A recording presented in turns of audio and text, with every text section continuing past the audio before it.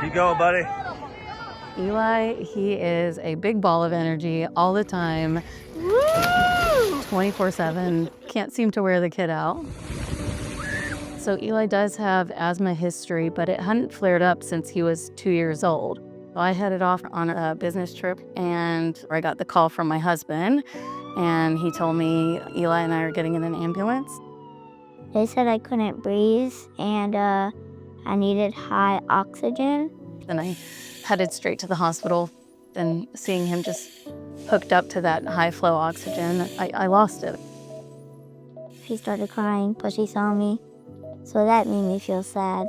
He was just sitting there. He obviously looked very weak. He looked very pale in his hospital gown, and he looked tiny, and I just wanted to get him better, get him out of there.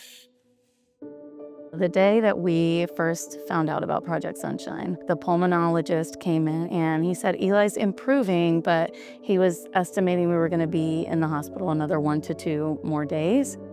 But he did clear Eli that morning to finally walk around the hospital. And so we start walking around, and I noticed he can't breathe. He is very, very winded. So I had to keep making him pause. We were just exploring the hospital. We saw signs talking about the zone. I said, what is that? What's the zone? So Eli walked in, and just like many of our kids, he seemed very interested in what we were doing, but a little unsure. But then once he saw the slime table, he knew that he had to be involved with that. I didn't notice until we were there maybe for about 15 to 20 minutes that he wasn't gasping for air anymore. As soon as we got in there, he's acting more like himself already. It felt really exciting because it was my first time feeling slime and I really liked it. The volunteers were above and beyond and just really making him forget that he was sick. And I kind of saw the light come back to his face. I saw the energy come back. I saw Eli again, and that was really, really cool.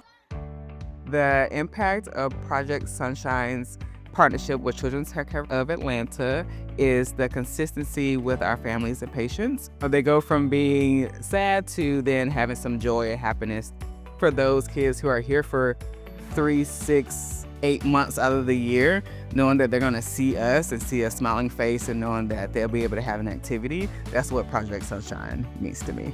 Once I was playing, I felt like I was a normal kid and I forgot I was sick. Sometimes I even forgot I was even in the hospital, and I was just having fun.